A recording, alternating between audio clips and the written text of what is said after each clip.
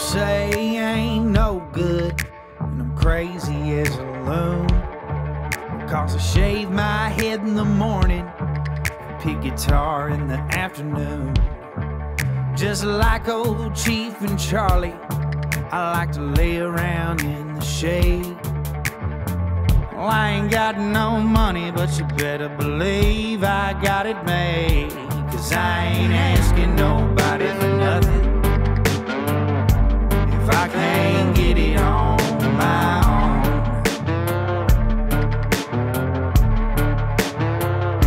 If you don't like the way I'm living, just leave this bald-headed country boy alone. What's up, folks? Thank y'all for tuning into the Josh Terry podcast. If you're watching this on video, this angle is fucking horrible. I can see all of my titties. It's not too bad. It's not too bad. It's not too bad. I'm glad that you're hanging out with me today. We was gonna ride dirt roads and do shit, but we decided to do this instead. Yeah. I'm glad to be here, man, because I feel like this is an important episode. There's been a lot of stuff that's been weighing heavy on me, and some stuff it's a lot of time was put into it, and now we're finally here, and just some stuff I need to talk about. I feel like we need to talk about together. What do we need to talk about? Just some. I done told you, like, there's you things and me things. Yeah.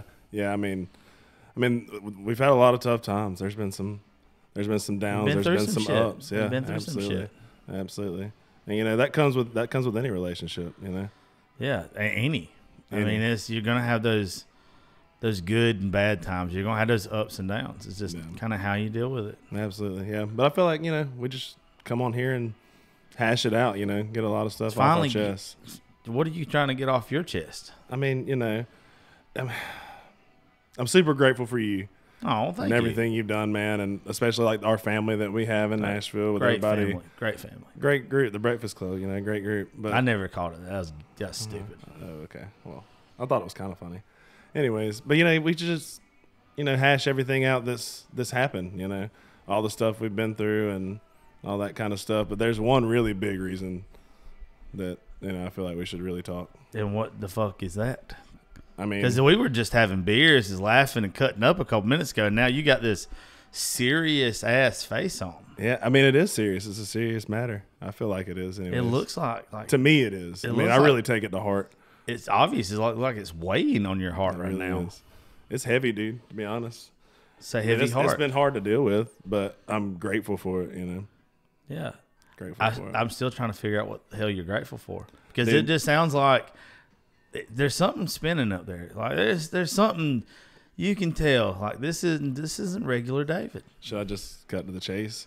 I mean, I kind of I don't know. I'm scared. I feel like I'm fixing me put in a vulnerable position, and I don't know about being vulnerable. Well, vulnerable's the best sometimes, We talk about a lot of mental health stuff and all the songwriting stuff. There's a lot of vulnerability on what we do, but there's another level of vulnerability. There's another type of vulnerability. And I feel like this comes with it as well. Yeah. Well, this is making me feel like I'm naked sitting in front of you. That's how vulnerable I am. I mean, when looking at your shirt, you're almost naked. Oh my God. I'm so sorry. This is the one that for some reason we decided to get a clip on. Well, the side tit, as Bobby Pinson would say, I got the second best set of titties in Nashville. He's got the first. He's not wrong. What's eating you alive though? Like you can tell. I mean, even though he's cutting up, having fun earlier or whatever, it just even seems like the past week or so while we've been together, like something's been really heavy. I feel like it has been heavy, but I feel like it's all building up to this moment right here, like to today. It feels like it's fixing to explode, whatever it is. It really is. There's a lot of tension in this room. Yeah. I don't know if I like it. I don't know if I like tension between me and you. There's been a lot of tension in a lot of rooms that we've all been in together, Yeah, that's an understatement. A whole lot of tension. There's been a whole lot of tension, though, just between me and you at bars lately because there's this, we keep like really, we really keep taking it too far with one another. We really do. We really do. We've called truces. Why can't we wave just the stop? white flag? And why can't we both just wave the white flag? It's like one of us forgets. Maybe we're just too stubborn. Probably. Too stuck in our ways. Probably. I mean, I know you're an old man and all, so it's a little bit. The older the violin, more. the sweeter the music, motherfucker. Yeah, I guess you're right. You're right. I mean, there's a lot of wisdom come with that. There is. There's a lot of wisdom that comes this way. A lot. Yeah, I mean, figuring out how to do ways different than anybody else. I'm ready to drop some wisdom. Are you ready to drop some wisdom? Yeah. I'm scared. I'm scared. I feel like everybody's been dying to hear about it, to be honest with you. I think so. Man, I'm going to get put in a vulnerable situation. I can already tell. Yeah. It's going to be a hard choice. But it just seems like whatever you're thinking about right now, you feel like it's the truth. Oh, like you feel like it is just, it's heavy. It's the heavy truth. Absolutely. It's totally the truth. Cold, hard truth. Cold-hearted, you know. And I mean, sometimes it takes a lot of vulnerability, like you said, and a lot of toughness to get to that truth. You know? A lot of sacrifices to get to that truth, mentally, physically. Oh, yeah. All that. Yeah. Before you drop some of this truth and scare some of these people off, though, what's that last song that you had that came out? That was so Damn good man. Damn good man. Damn good man. Yep. Great lines in that song. I appreciate that, man. It's one of my favorites. I remember us being at the Creative Vets golf tournament and you playing the mastered version for me for the first time, and that was cool. Yeah, that was great. Yeah, I kind of wrote that song with my grandpa in mind, you know, being raised by him and all that. Which I've talked about that on here before back in the day. But I just wanted to listen to it because we're liable to lose some people regardless of, I don't know what you're about to say. Yeah, before I go and just derail the train here with all this truth and exposing. And go check out the JoshTerryPodcast.com for all of our official merch now before you're not a fan anymore. Because I feel like that was a good plug in there. I feel like we want to draw a line in the sand here. Yeah. I feel like you have to. Yeah. Yeah, but y'all go check out the podcast and check out the music before. Definitely. Before this train wreck happens. His whole category is good. Everything he does is good. Thank you. You can be better at social media, but you can't be perfect. Nah, getting there. All you got to do is get you one of them Garth Brooks earpieces, them side pieces. I saw a fella earlier that literally y'all could have been twins. No, the waitress said so. we didn't look anything alike. She figured out real quick that it wasn't you. She said it immediately. But even she could tell. Like she's like, she every time she look at you, she's like, he's got these big sad puppy dog. Like not even sad. It's just like they're emotional eyes, real emotional eyes. Yeah. I don't know if me and you need to hit this pen anymore at all. Probably not, because I mean, what I'm about to say is one of the most. Not shocking, but like, you know, just exciting and truthful and just down to the heart things that I've ever said. And for you, who is like a closed off eggshell of emotion sometimes. Can be. It's like somebody's cracking that shell right now. It's weird. A little bit. It's weird. I'm startled. A little bit. Startled. Yeah. I mean, I'm sure this is going to be startling. Yeah. I know when you told me today when we was eating at Wild Wings, and you're like, hey, look, man, I just really got to talk about something. I really got to get off my chest. But unless you're going to record it for an episode and put it out, I can't do it. Yeah. I can't. Well, if I'm going to push myself to this limit and expose myself and be vulnerable and all that, I'm going to do it with a voice to be heard, you know. Might as well do it. Why not do it here? Why not do it here with you? I know, right? Yeah. I mean, at least I'm the voice of reason most times. Yeah, absolutely. With age comes wisdom. Yeah. Yeah. Yeah. Way to circle back. Yeah. So, what is it? Well, I'm trying to get choked up, but this is 3 years of Raising Grace Studios, man. 3-year anniversary right here of dealing with this piece of shit. Second episode ever, baby. Cheers, buddy. We got you.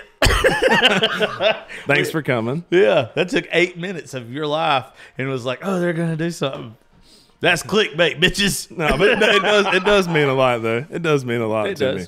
It really does, man, to be just over in McRae cutting my first songs and not really having any sort of direction, just doing what I can in this area with there being so little resources whatsoever.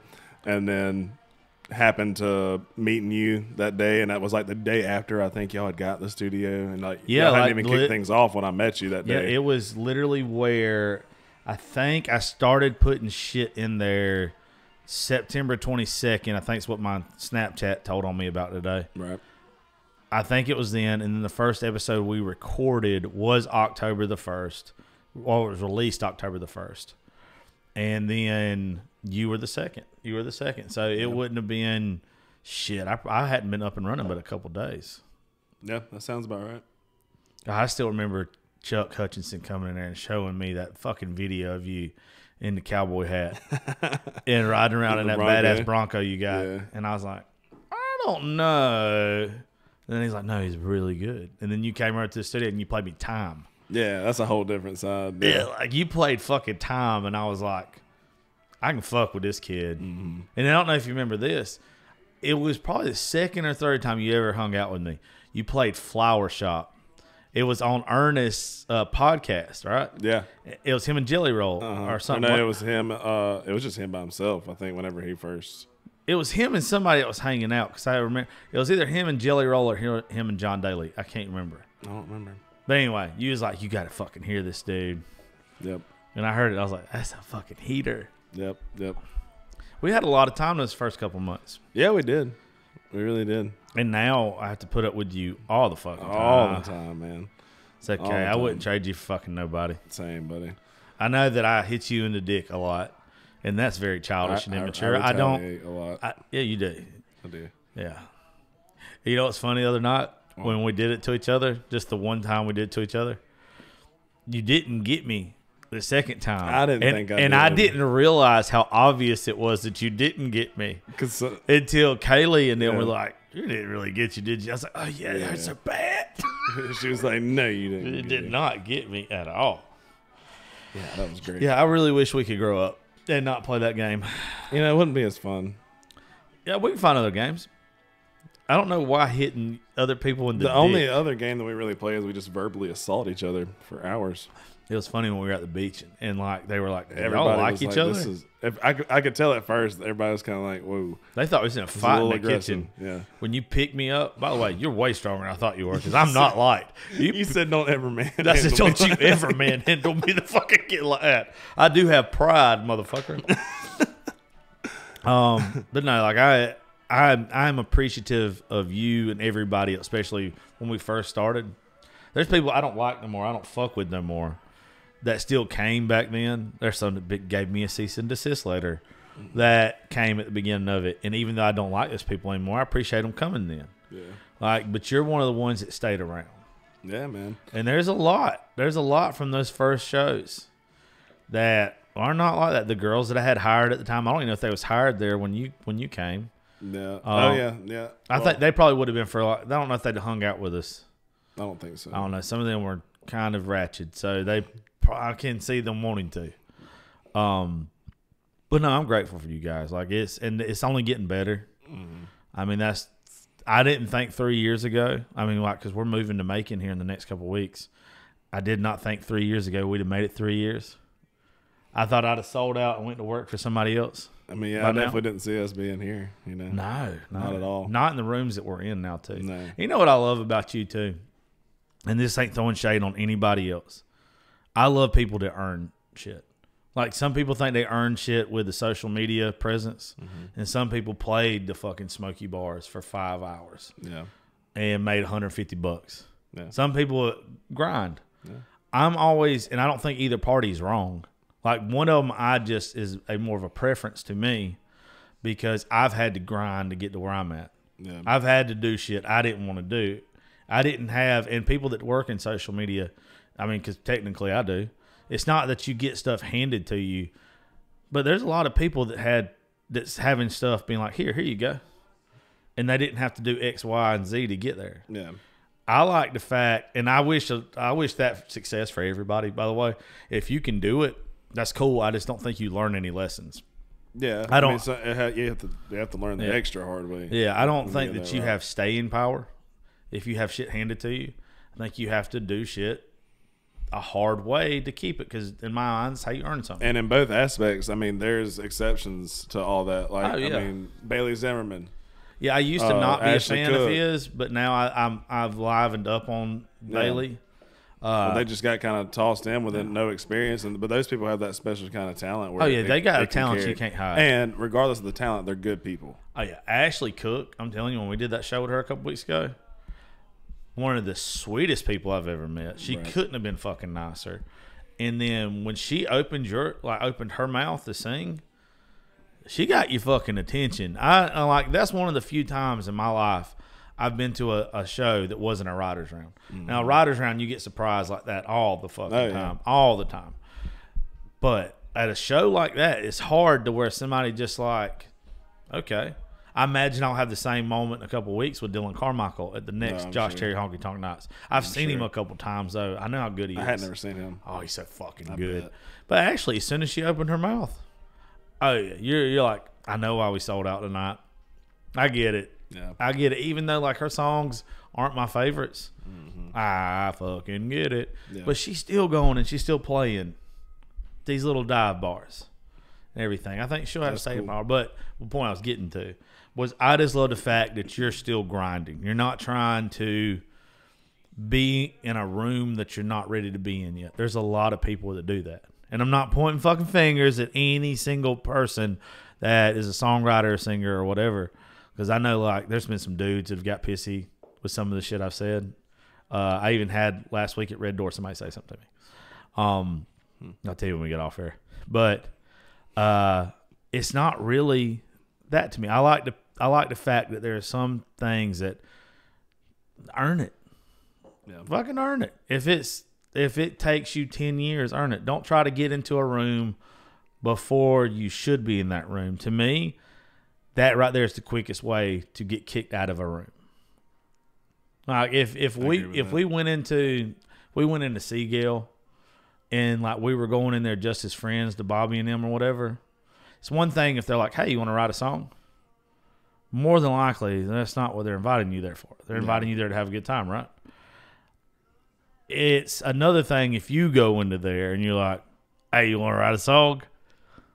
You're not supposed to be in that room yet. You should be lucky that you're in there. Yeah. And I love the fact that most everybody that's around us, that they're like that. They're like, no, I'm going to earn my place. Yeah, for sure. Yeah. Well, the circle we travel in kind of always is like that. It's the fucking best people to me. Just nothing but good people. Yeah. That's one of the coolest things about seeing where we were 3 years ago, just meeting and then doing those first couple episodes that we did, to what we were doing at that time and to what we're doing now, and having the group of people that we have, the friends that we've made, the connections, the relationships with all kind of people. Seeing that kind of growth is better than any kind of industry growth, you know. That is what's really like for the heart, you know. Yeah, it has done a lot for me. If you would have asked me 3 years ago when we started this, if there were certain people that I would work with, I would have told you not a chance. Well, I think both of us 3 years ago were like, "Oh, Nashville. I mean, we can make a name here. We don't need Nashville. You can go back to them first episodes, but I don't think I understood it then. I didn't at all. I didn't understand it whatsoever. Yeah, I understand it now. Like, it's even to where I imagine you go back to a lot of them first episodes, and you're going to get to where, oh, you don't need Nashville. You got social media. You can know all this. No. A year ago, I started going with you, a little over a year ago. But before that, I'd already been going for a year and a half, but I was going by myself. Yeah. Like, I didn't know anybody up there other than my producer. And I was just going up there, staying in the hotel, going to the studio, and maybe a couple nights I'd go to Broadway by myself, have a couple drinks, go home. I would go to Red Door here and there, but I really didn't understand Red Door, know what it was. Yeah. But we've been blessed. I mean, we really have. And regardless of who got us into what situation with who, I mean, the fact that we've got friends now, and we can call them friends. Like, we don't have to call them acquaintances or how some people do. Like, oh, yeah, I ran into him one time or her one time or whatever. Yeah. We got people with fucking number ones, and they genuinely love us. Like, they want to be around us. And it's because we weren't there or trying to make it seem like we were there because they had number ones. Yeah. Yeah, we wanted to be their hanging out, and that's the people we connected with. That's the people that we got along with. Yeah, yeah. Not trying to overextend a situation is what keeps some situations alive. Yeah, like we don't put pressure on nothing. No, I mean, there's been like even today, Hannah Dasher, who I very much love. I've been a fan of hers for a long time, but we've known each other for a long time too. She used to date one of my buddies, and she messages me first thing this morning because she's got a show in Macon, and it's where, because I don't hound her, because I don't bother her, because I don't get on her fucking nerves, or I don't ask to do shit that I shouldn't do yet, it's where she's like, hey, you want to do a podcast this week? You want to come to the show and hang out and all this kind of stuff. Like, we're doing shit to where it's not aggravating. Yeah. Like, I know one of us wants to meet Aaron Lewis, and maybe one day if they act right, you know, they get a chance to. If I act right. Bitch, I'm telling you, you just got to be in the right place, right time, and I know, man. that's it. And he's cool as shit. But it's not like, even in those situations, they haven't said, hey, you guys can't come hang out. There's never been anybody that's been like, hey, we don't want you and your whole crew to come. Yeah, everybody always invites us to go I think wherever I'm the person that usually says, hey, don't bring this person. Probably. But it's usually because I think they're a snaky cunt. There's usually for a good reason. Yeah. But I also, too, like I was telling you on the way up there, I have had to, in the past month's time, I've had to come to a new understanding of giving advice. I've got to stop. Like, I've got to stop thinking that I know what's best for anybody else. Yeah. Because honestly, what's best for them might not be what's best for me, or vice versa. Like, I have to stop. Like, even though I take pride in being like, oh, I'm the big brother of everybody, or I'm the dad, or whatever the fuck we joke about and say, I had to go through a lot of bad shit and make a lot of mistakes to be where I'm at now. I've got to realize, like, even though I don't want somebody to make a mistake, I don't want you to make a mistake. I want Riley to. Yeah. I don't want anybody that I love, Will or anybody to make a mistake. I have to stop being that way, and I have to be like, I got to love them regardless if they make a mistake. Well, you won't never stop being that way because you Yeah. got a good heart. That's just who you are. Yeah. You're a good person. You're always wanting to look out for somebody. But I get what you're saying, like Yeah. in a more passive way. Yeah, you have to. Like, you just have to kind of let somebody go do what they're going to Yeah. do.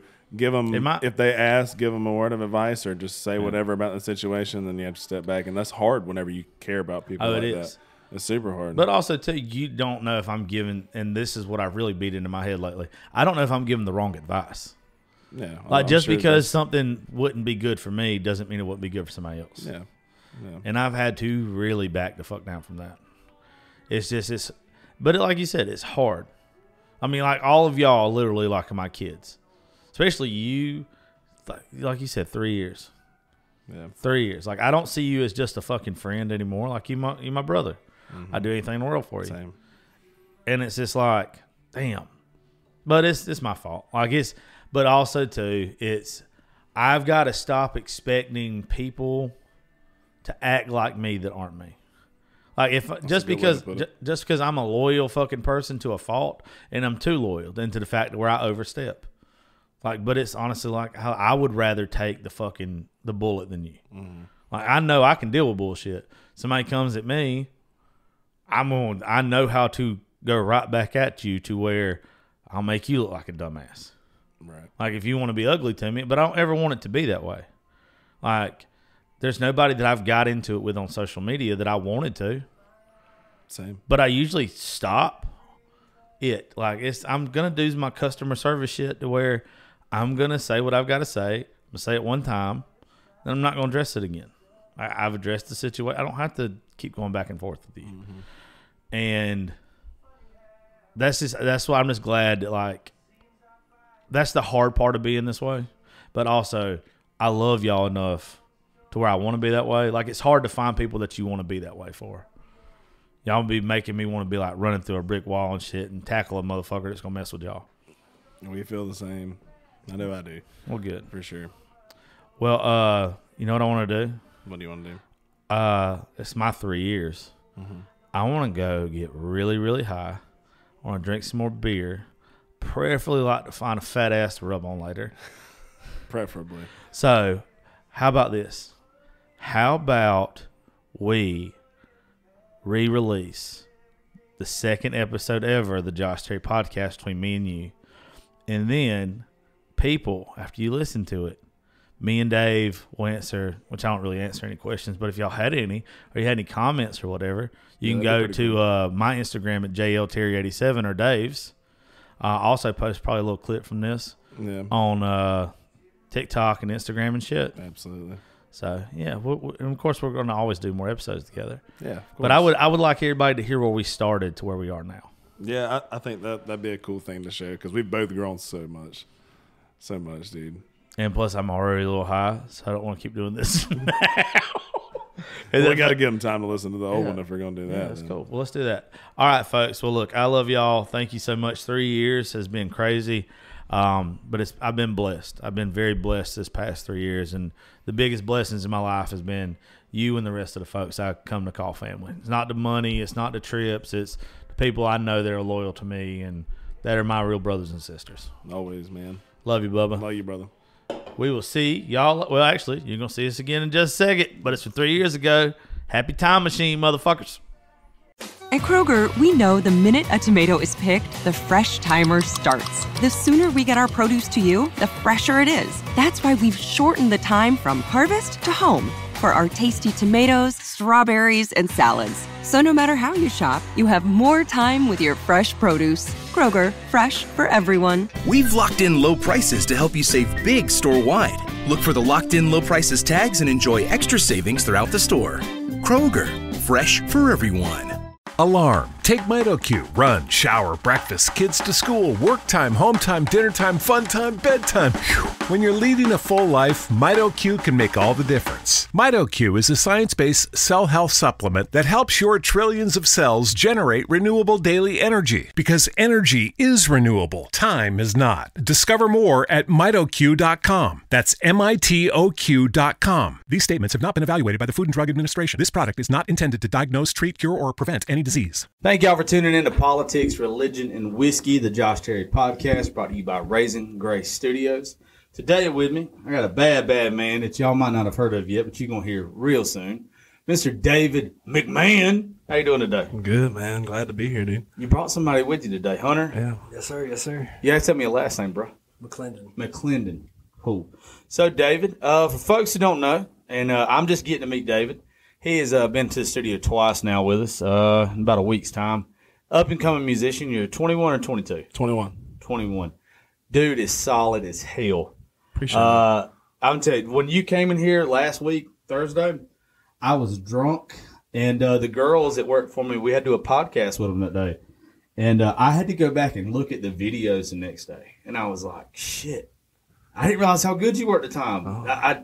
You got wasted on whiskey the first time. Right. Yeah, I looked back and I listened back, and I was like, damn, I got to have this guy back in here. Well, I appreciate it. And he was in here earlier with us doing our first Velvet session, which y'all get to check out the Velvet sessions real soon.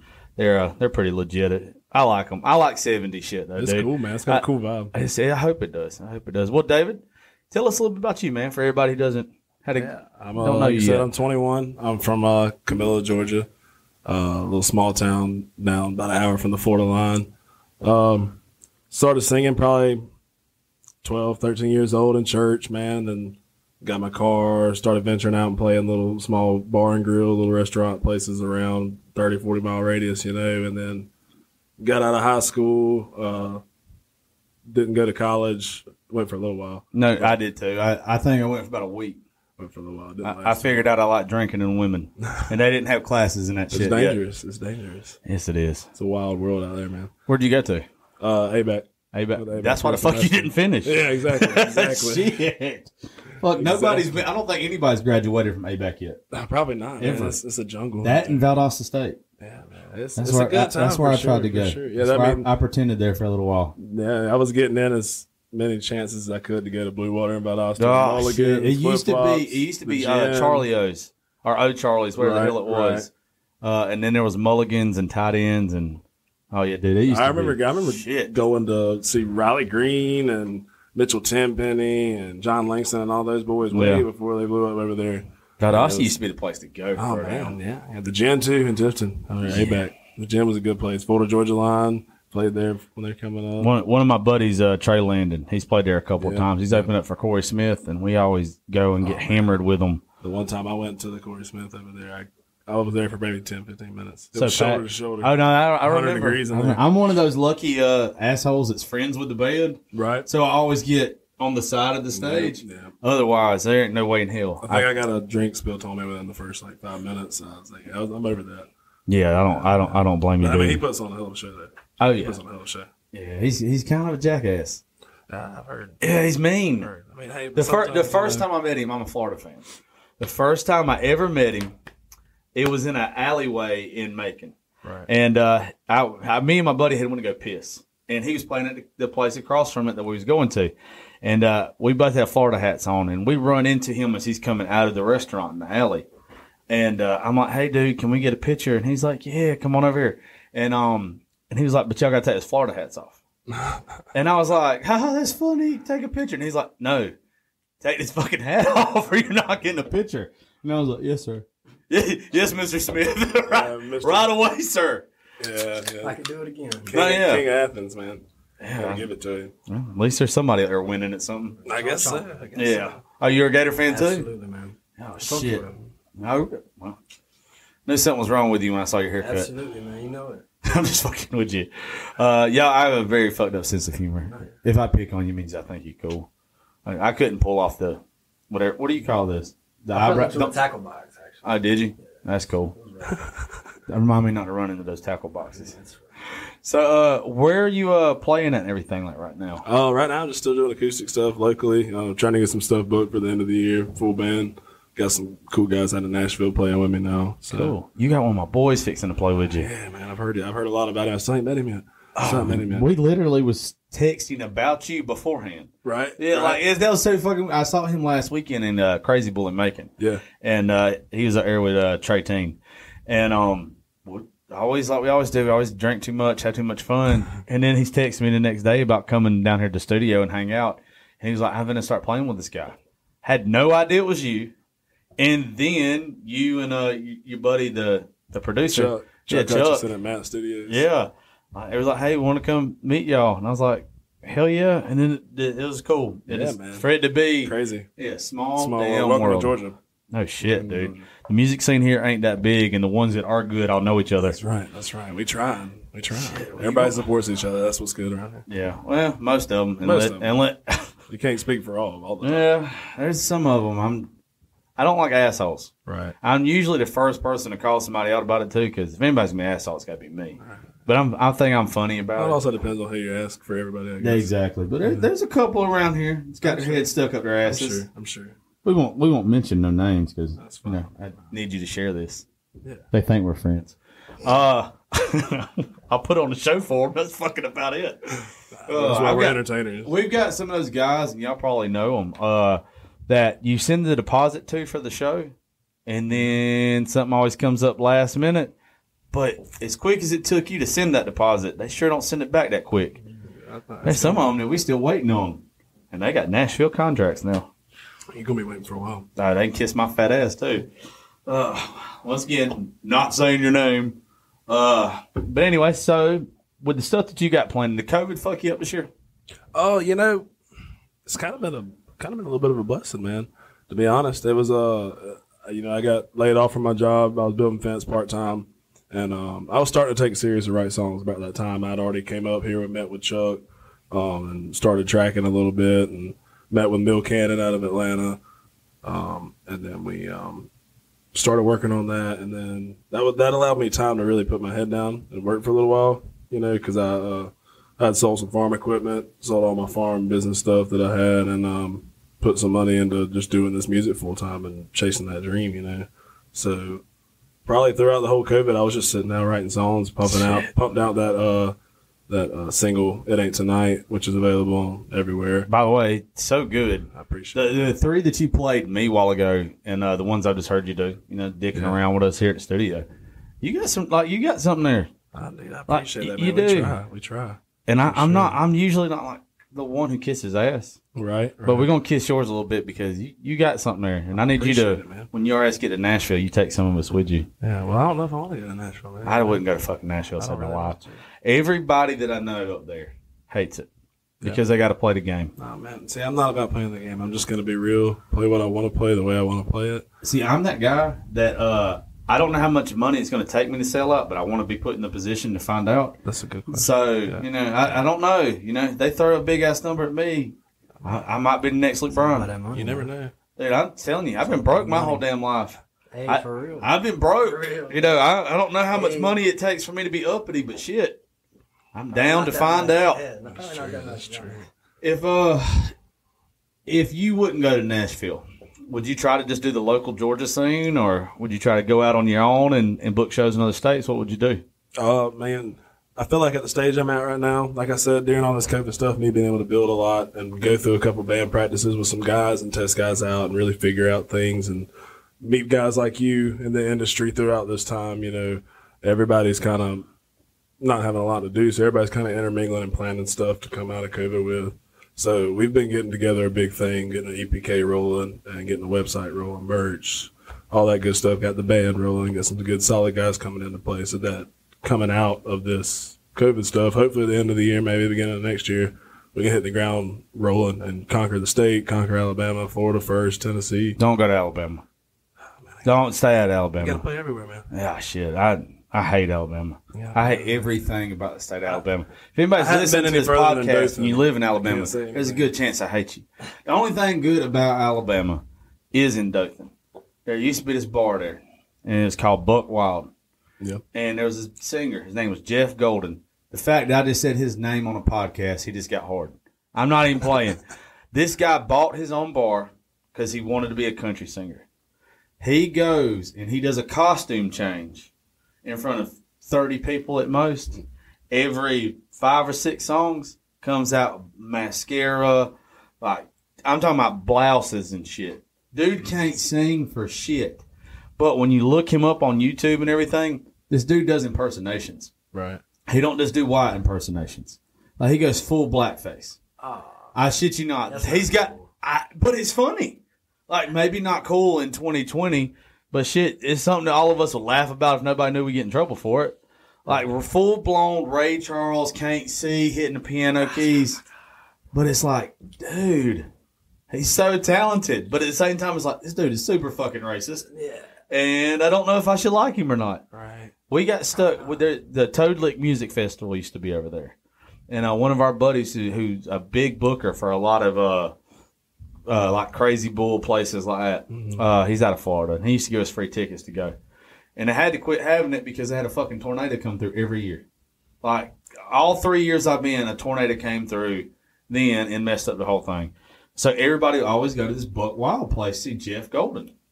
And I'm telling you, me and some buddies that are musicians that were like, nobody really knows them still. But they're in Nashville. They're doing a thing. A lot of them got pub deals. Yeah. We're all just sitting there in our minds blown by this cat. Like, it's like, is this shit really happening? It's like a print show, but in front of 40 people. Right. But besides you It's not kind of playing, cringy, probably. oh, it is.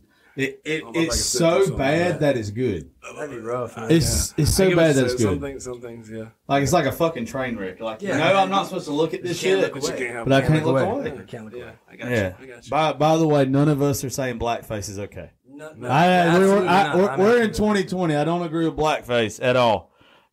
But it's funny. It's okay because, like, have you ever seen Tropic Thunder? Oh, I love Robert Tropic Downey Thunder. Jr., man, come on, man. Yeah, but they're trying to get that canceled now too. No, Like, man, there's no way because that was satire. It was a guy playing blackface. So like, it's still so many layers. Bro. I know, but I love It's Robert fucking. Downey Jr., man. Come on. Yeah, but still, I love that movie. It's so funny. You never go full retard. God, I love that shit. You probably can't say that in 2020. I'm a either. lead farmer, motherfucker. Yes, that whole fucking movie's so good. right. That's one of those that you forget about, and then this all of a sudden you see it like on Netflix or something, and then the rest of your day. You're like, you know what? I'm fixing to smoke one or drink one, and I'm going to watch Tropic Thunder 4 times today. Right. But, so, just besides you conquering the South or whatever, you got any, like, big plans or anything about stuff that anybody you really want to write with that, you know, is feasible at the moment? Or anything? I mean, there's a bunch of guys. I'm really into the Texas Red Dirt scene. Oh, for absolutely. Sure. Wetzel, Giovanni, Parker McCollum, all those guys, man. They're all super talented, and the thing they're doing is so cool. It's so different. What we really like about you is when you came in here and you kind of just, like, as you can imagine, from me coming from radio to this, having the #1 country show in the state of Georgia, becoming this, you get artists all the time sending you shit. Yeah. Like, just all the time somebody, and I'm a nice guy to a point, but there's a lot of them you're just like, dude, how do you think this is? Yeah, like I'm out of respect for you. I'm not going to tell you how horrible you are, but at the same time, like, dude, do something else. Yeah. Like, please.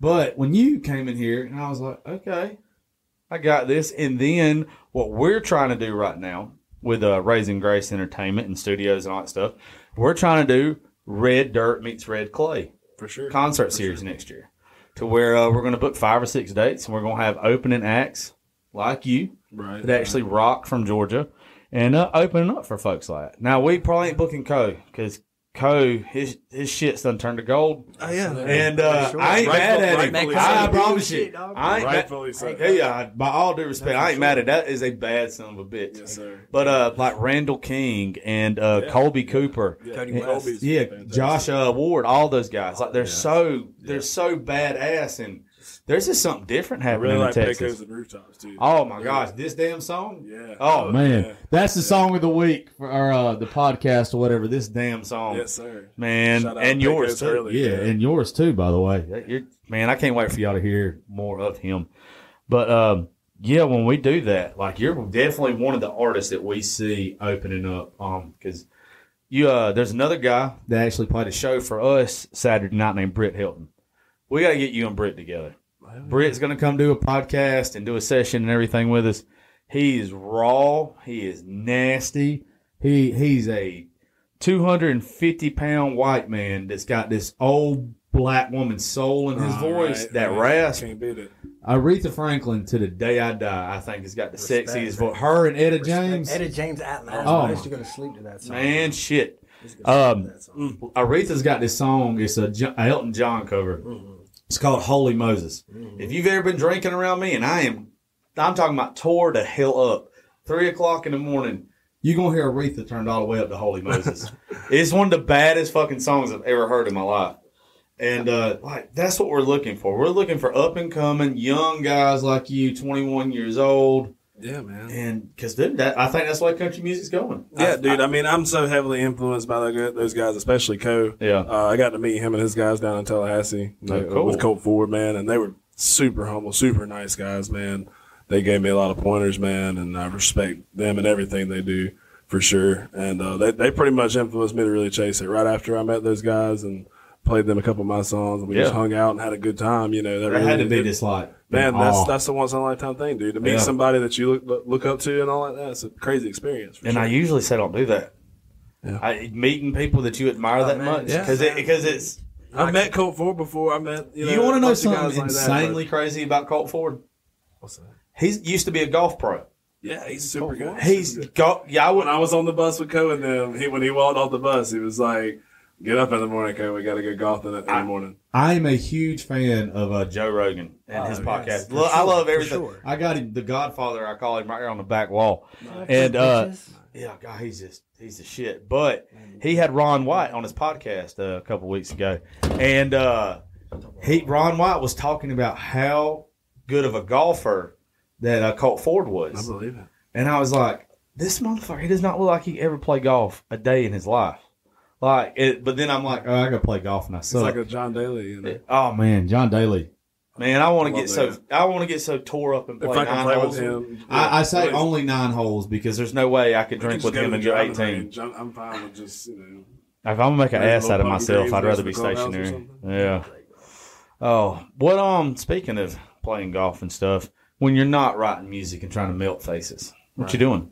Yeah, I enjoy golf. I play golf occasionally, but I like being outside. We got to book this now. Oh, that's I know. I'm not even playing. I didn't know you played. I want to play at that place in McRae over there, State State Park. Park. It looks gorgeous. Yeah, I'm too trashy to play there. Oh, really? Oh, dude, I'm I'm not telling you, good either. I'm so- not good. Okay. No. We'll have a good time. No. I'm double bogey at best. Okay, same. I mean, I might On a good I'll day. have a couple shit holes to where everything lines up, Right. and it's like, oh, he can play par golf. But I'm telling you, it starts off every time. I'll birdie the first hole, I'll par the next 2, and then the rest of the day I double everything. Yeah. I mean, if it was just 3 holes of golf, I'm I'd be usually fine. terrible on the front 9, and I pick up on the back 9, but just not pick up a 9. We never make it the whole 18. I really. Oh no, we're hammered. I played my senior year for the school I cool. went to because I couldn't play baseball. I tore my labrum. So I tried it first time ever playing. And it wasn't bad. I wasn't the worst on the team, but I wasn't the best for sure. Well, athletes tend to gravitate towards golf when you hurt something anyway. Yeah, it's because we can't do it anymore. Yeah. Mine was I really liked baseball, football. Yep. Then getting out of high school, I played softball for a couple of years, and I just got tired of running. For a little while. I got tired of running, so I was like, I'm gonna try golf. And it's okay. It's the most expensive hobby I've ever had in my life because I'm just one of those folks. I can't have cheap shit.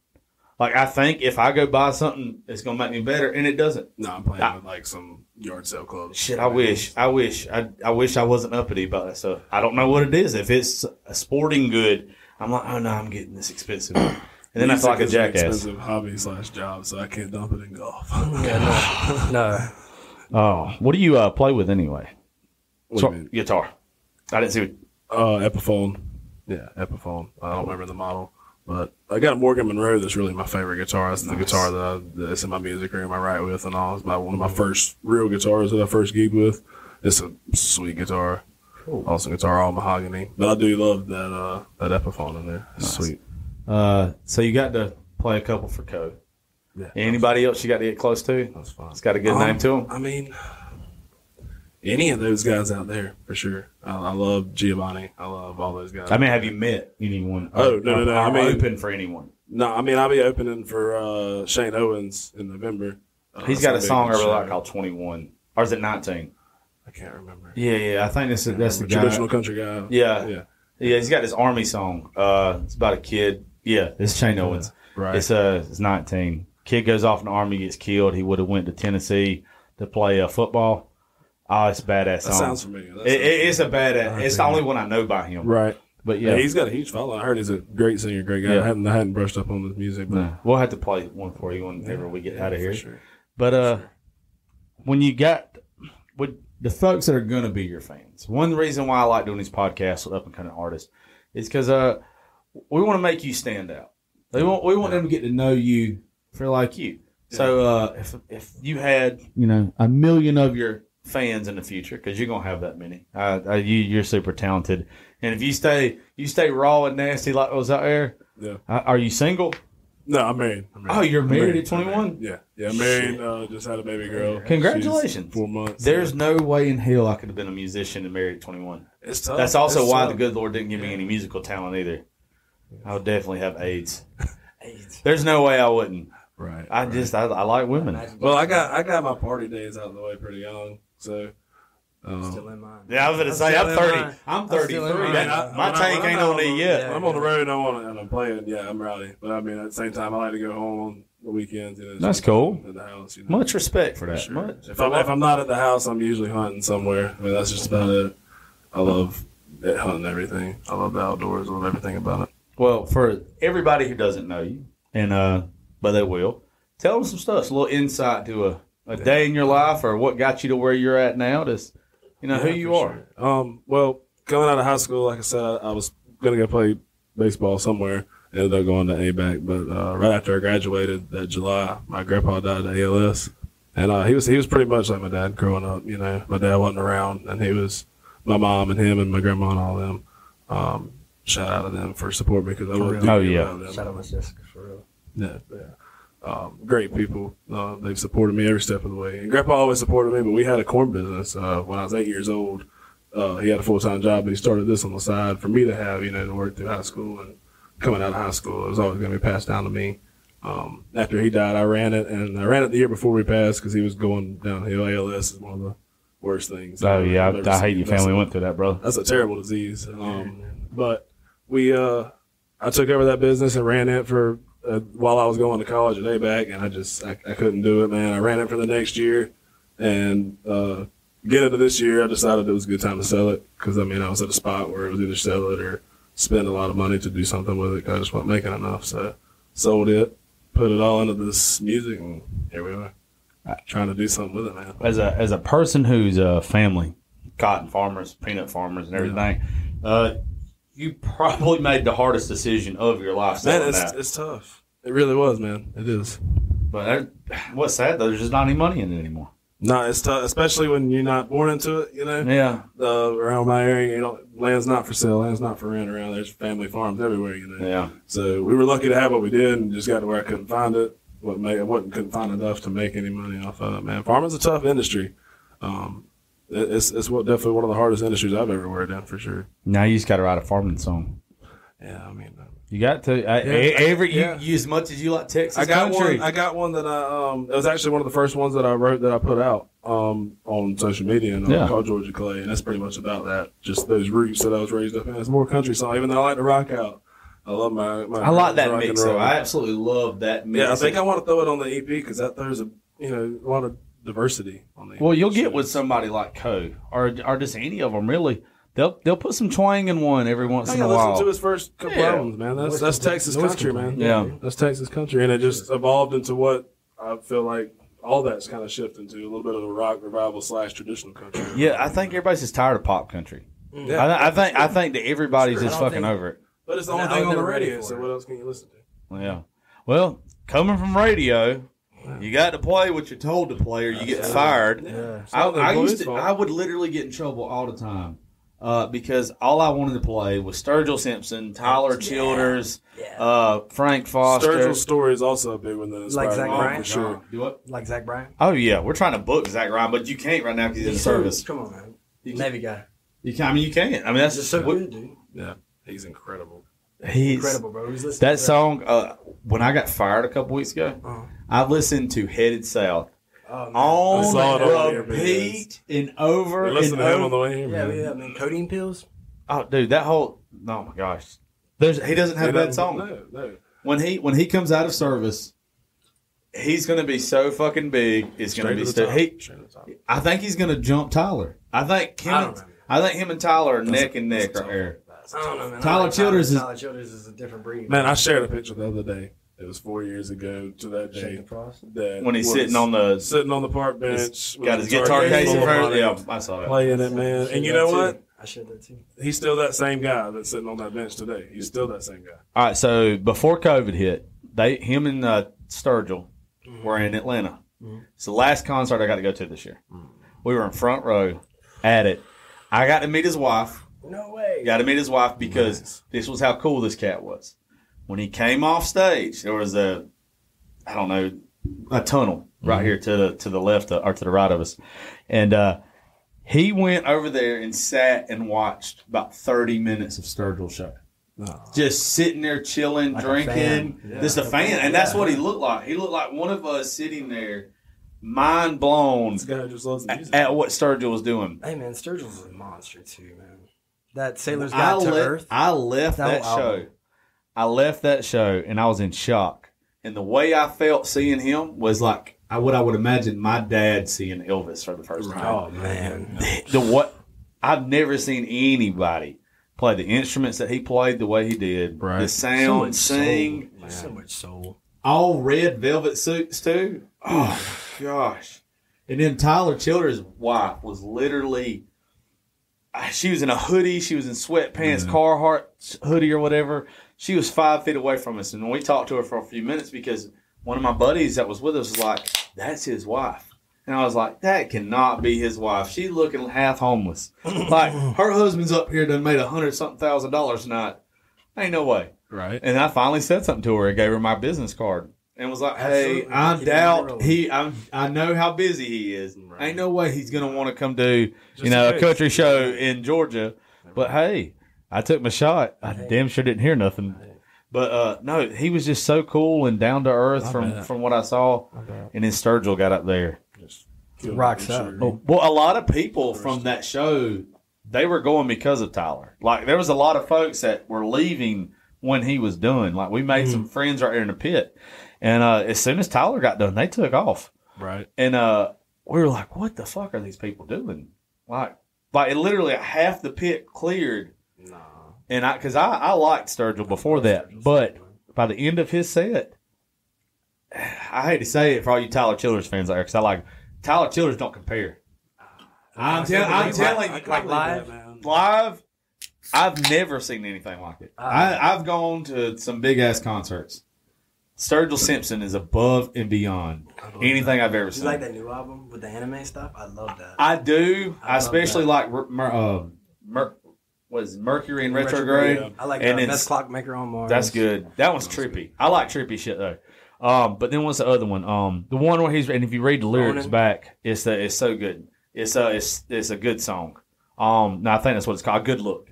A good look on there. If you go back and read the lyrics to that shit, you're like, oh, he's dissing everybody that is fake as hell in country music and everything. Yeah. But I escalated from that. But that's all I wanted to play during my 4-hour show in radio, because like that's what the people that were listening they wanted to hear. They're so tired of Kane Brown, and I don't even know how that's considered country. Then Dan and Shay and all that bullshit. It's just horrible. That's fine if you want to label it country, man. But let's break it off into different sections. Country pop. Yeah. Let's have a country rock that's not just southern rock. See, like I think rock. if you have that repeated loop on it and you're in Nashville, Yeah. I don't think it's country. I think it's pop music. Yeah. I don't. It's popular. Yeah, that's it. I mean, but still, there should be a different genre, because there's no way that Kane Brown made the money that Tyler or Sturgill made last year. Yeah. There's no way. They had to have better record The sales. independent money is entirely different. Well, Cody Johnson, shit. I mean, Cody he went, did it independent went now. It's an incredible forever. amount of money. Cody Johnson sold out where the Dallas Cowboys play on his own dollar. He probably could have damn retired close to after that. Right.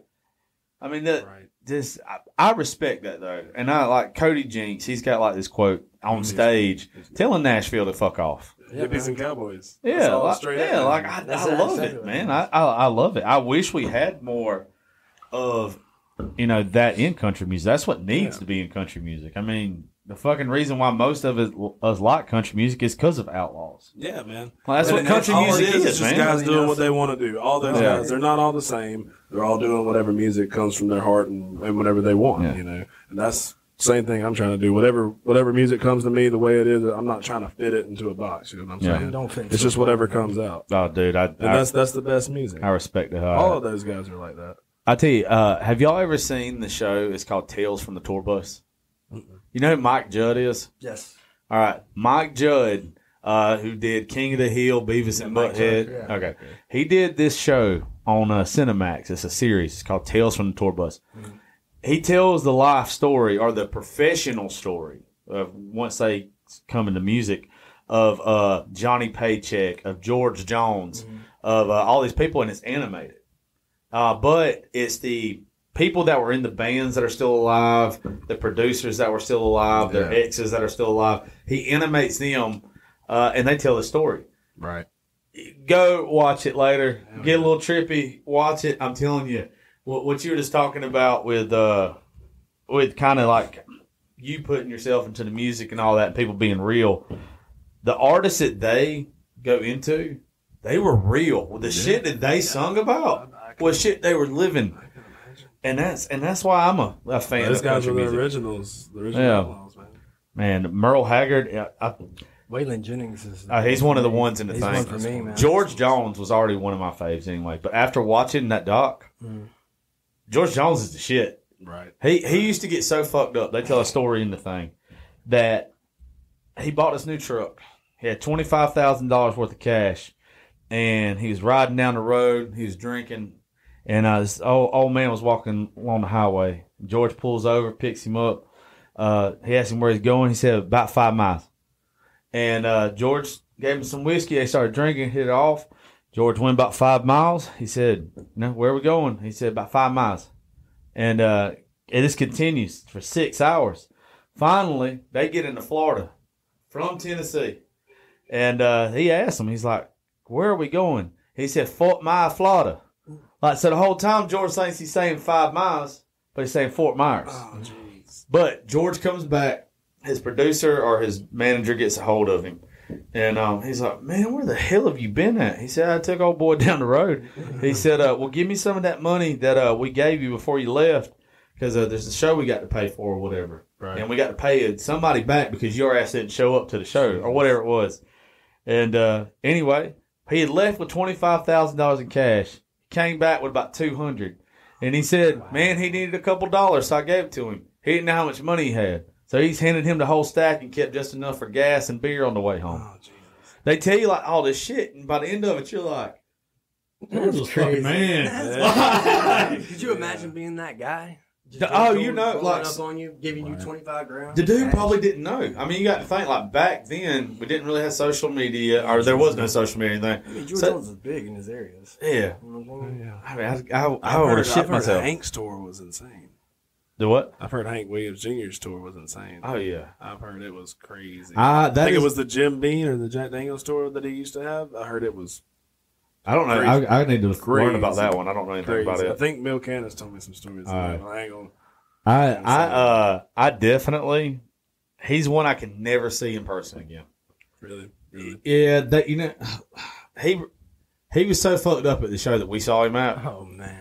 That he changed the lyrics to a song, and I'm all for like you changing some shit, but he was sloppy. Right. And it was just like, man, we paid this amount of money to go to, and it was very disheartening that I had waited so long to see Hank. Yeah. And then it was like Reba too. I drove 6 hours to the Strawberry Festival in Florida from Eastman, Georgia, to see her, and the whole night, me and old girl was waiting on Fancy to come on.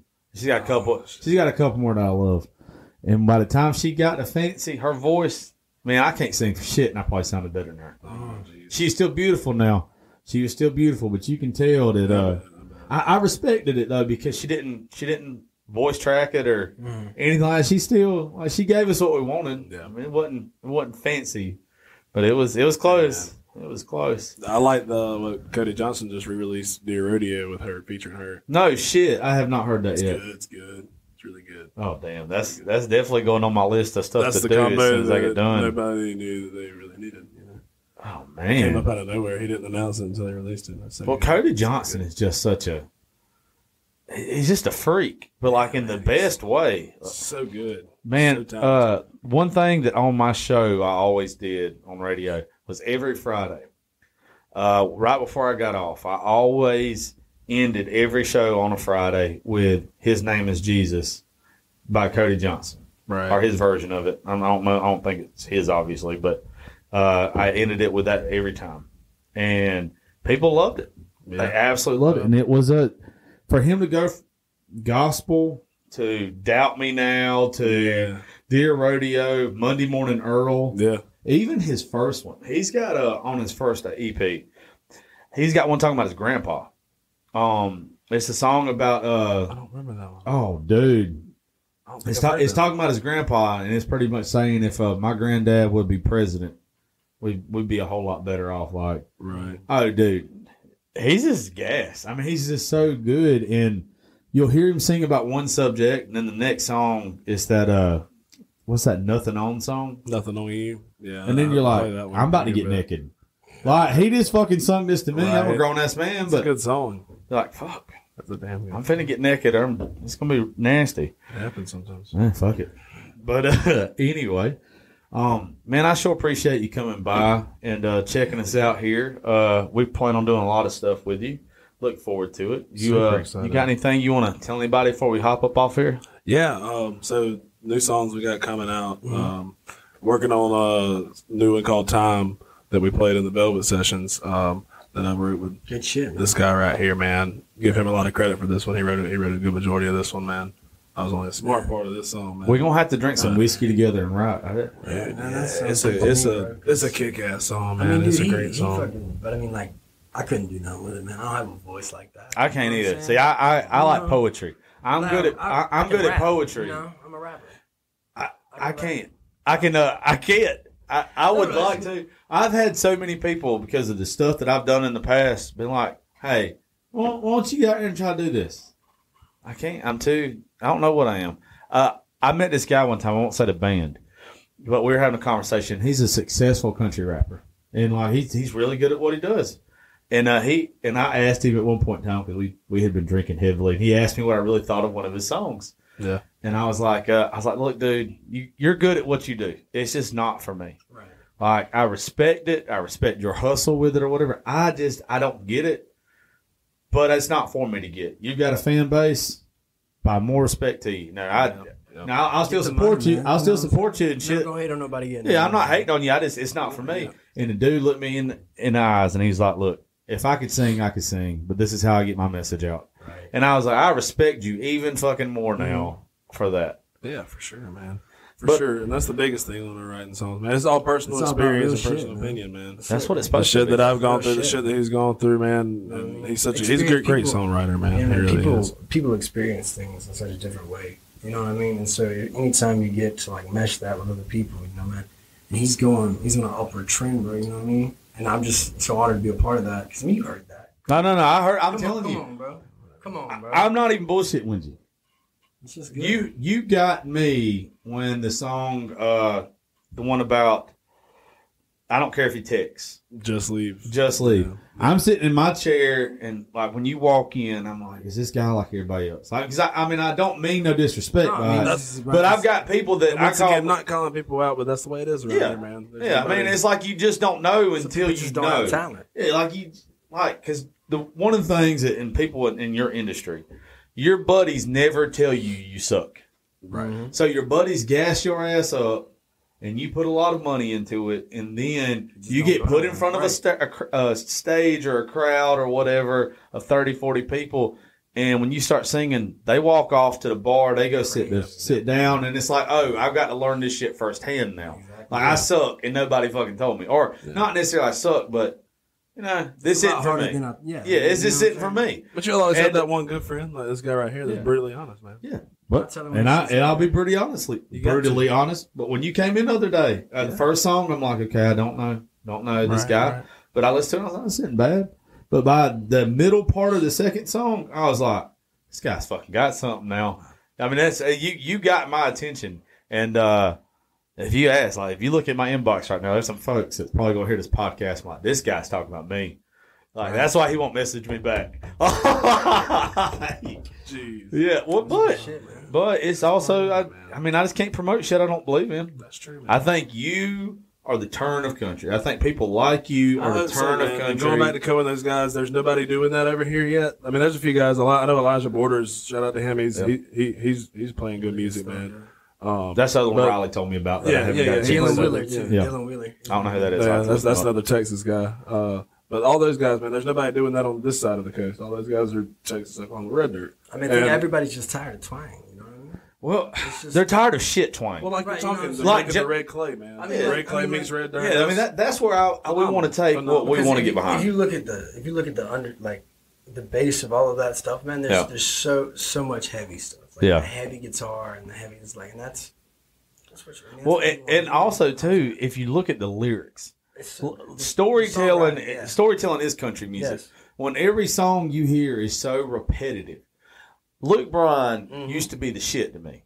Those first two albums of his, maybe even first three. Dirt Road Diary. Oh yeah, Dirt Road Trucks. We Rode Truck was an anthem. I mean, that was great for all of us. That was phenomenal. And then all of a sudden, it's just like, what the fuck's going on now? I still think he's a great artist and he's got a great voice and everything. But it's like, what are you singing about, dude? Once again, a lot of money. Tim McGraw's the same damn way. That's where we tried to ride the line of being marketable but being real. Yeah. You know, you make the music you want. Yeah. Oh yeah, I'm all down for that. But like that old song, that old country song that we probably all used to, our parents drank to or whatever, what would Hank do? Or would Hank done it this way? Yeah. I guess that's where I'm fucked up is I got enough of that like mentality in me still that when I say that I'm country, I want it to mean something.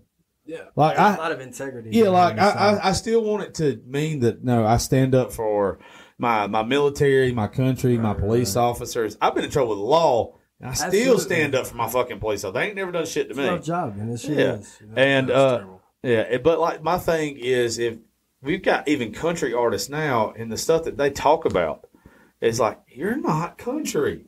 Man, I was so sad when Luke Combs released 6 Feet Apart. You didn't like it? No. Because he was singing about COVID? Yeah, man. Why? Me and my buddy, who's a songwriter up in Nashville, he missed the best part of that song. And I don't know how, because I think him and Rowdy wrote that one together, if I recall right.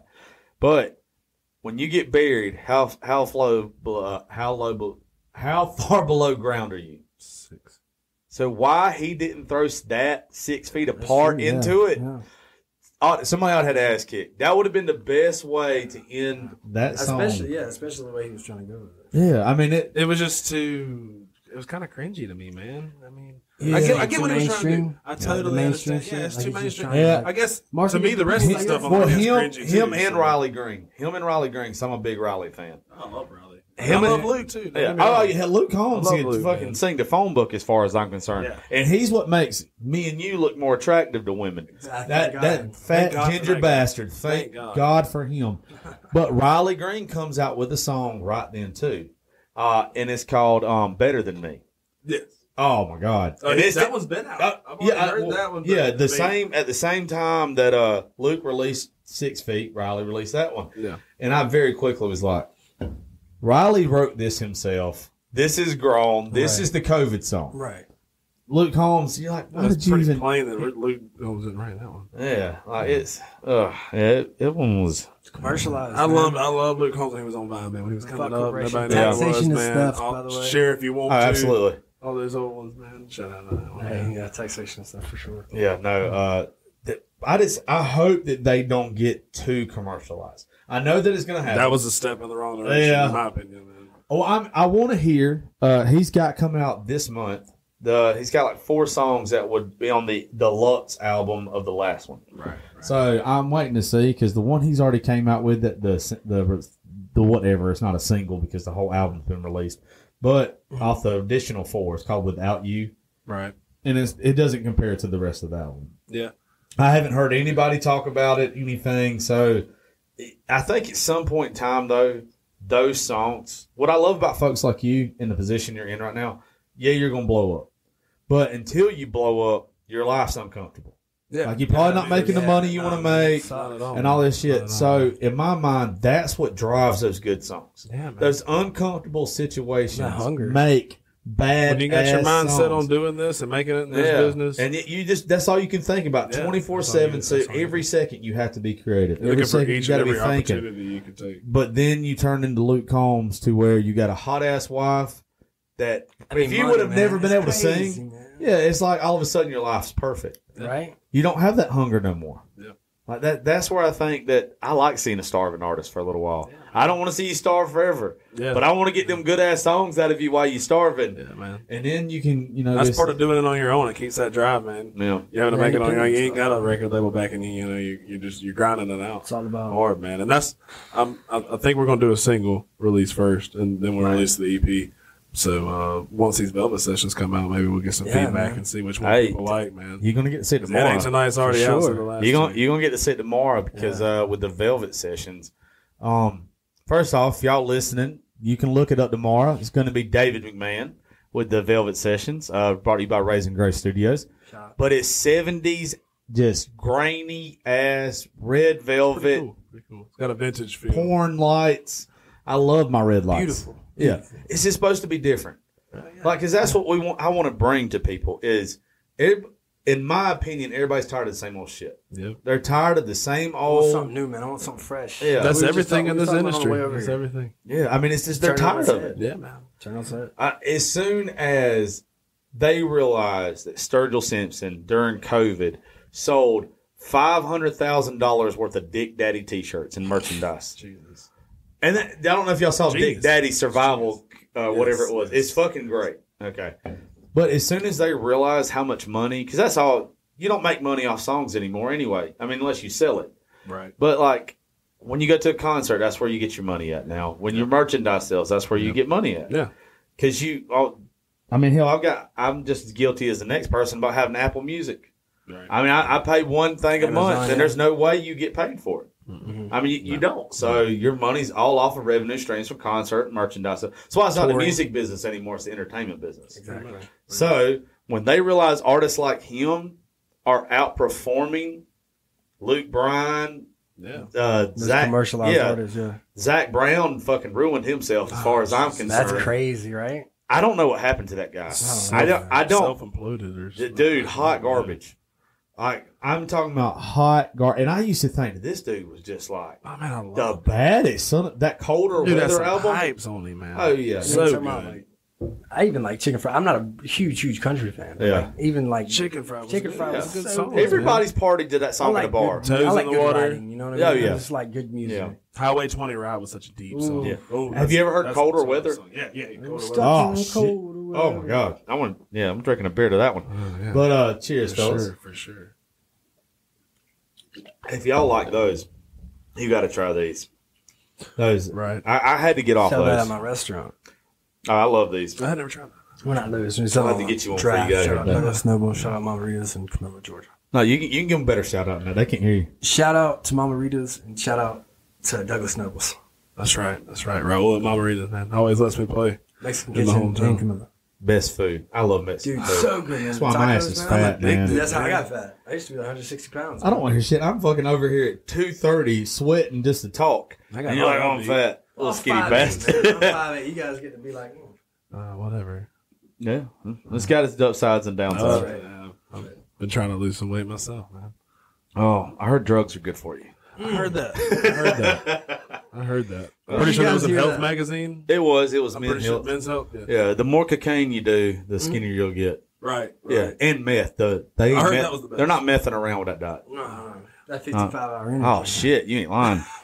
You'll see so much shit. Yeah, Oh, man. yeah, just fall right off of 7 you. days, come on. We do not Let's condone take a turn the use for of the worse. drugs, but only on Fridays and Saturdays. 10 days that didn't lie. That's right. But fellas, this has been a good one. I'm glad I got to hang out with Yeah, both it's of been a y'all. We're blast, about to man. have I to really go, appreciate being here. but one more time, plug yourself, plug the songs you got out there. Tell them where to find you. My name's McMahon. You can find me on any streaming platform. Got It Ain't Tonight, my new single out. Y'all see me on Velvet Sessions. Give me some feedback. Let me know which song y'all want me to release for a single. And hopefully we'll have an EP out. But hopefully we'll have the single out by November. So look me up on social media. gonna be great. Everywhere, McMahon. Shout out to Hunter McClendon. Shout out to y'all, man. I love what y'all are doing. Oh, we got happy more to to be come aboard with the you. train, man. Oh yeah, it will. Long as it keeps running, you got a place to ride. That's right, man. Let's run it off the rails. Hell yes. Well, thank y'all for tuning in. This has been Politics, Religion, and Whiskey, the Josh Terry podcast, brought to you by Raising Grace Studios. Thank y'all. We'll see you again next time.